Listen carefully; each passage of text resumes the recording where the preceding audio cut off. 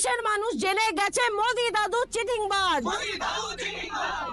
বিশ্ববাজারে যখন সকল দেশের মধ্যে আন্তঃসম্পর্ক নির্ভর করে বাণিজ্যের মাপকাঠির উপর, ঠিক তখন মোদি প্রশাসনের ভুলে ভারত হারাচ্ছে তাদের সবথেকে বড় আন্তর্জাতিক বাণিজ্য বাজার।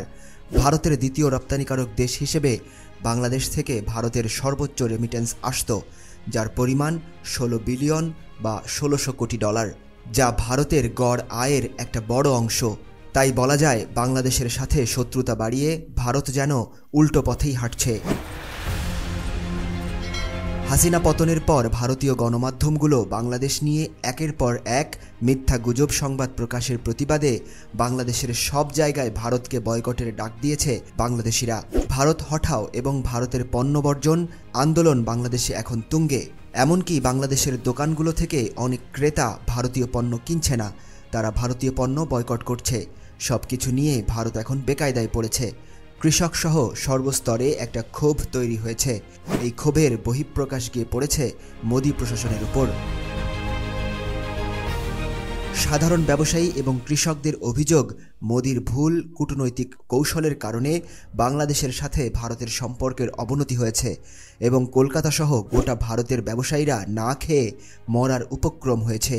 আর এমন পরিস্থিতির জন্য মোদির উপর ফুঁসে উঠেছে কলকাতা সহ গোটা ভারতের ব্যবসায়ী এবং কৃষকরা। আসন্ন নির্বাচনে মোদির ভরাডুবি চাইছে ভারতের ব্যবসায়ীরা। দল মত নির্বিশেষে সর্বস্তরের মানুষ মোদির সরকারের পতন চাইছে। মোদির এই প্রশাসনের কবর রচিত হোক, এরকম প্রত্যাশাই করছেন ব্যবসায়ীরা।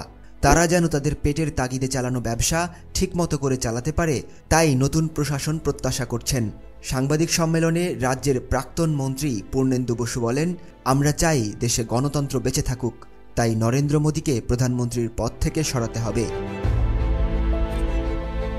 ইতিমধ্যে আসন্ন নির্বাচনকে কেন্দ্র করে মোদি হটাও স্লোগান দিয়ে বিজেপির বিরুদ্ধে রাজ্য জুড়ে প্রচার শুরু করেছে বিভিন্ন সংগঠন। তাদের দাবি, নরেন্দ্র মোদী গণতন্ত্র লুণ্ঠনের সাথে সাথে সাম্প্রদায়িক মানসিকতাকে উস্কে দিয়েছেন। সাংবাদিক সম্মেলনে হাজির পিডিএস নেতা সমীর পুততুন্ডু বলেন, এইবার এই ফ্যাসিস্ট শক্তিকে হারাতে না পারলে দেশে আর কখনো নির্বাচন হবে না। ভারতের প্রধানমন্ত্রী নরেন্দ্র মোদীকে ক্ষমতাচ্যুত করার দাবিতে রাজধানী দিল্লির অনেক জায়গায় পোস্টার দেখা গেছে। ওই পোস্টারে লেখা ছিল, মোদি হটাও দেশ বাঁচাও। পোস্টারগুলো 11টি ভাষায় ছাপা হয়েছে এবং বিভিন্ন রাজ্য জুড়ে তা ছড়িয়ে দেওয়া হয়েছে।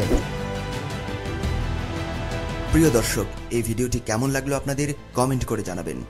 ভালো লাগলে অবশ্যই লাইক এবং শেয়ার করে ছড়িয়ে দিন আপনার বন্ধুদের মাঝে। ধন্যবাদ।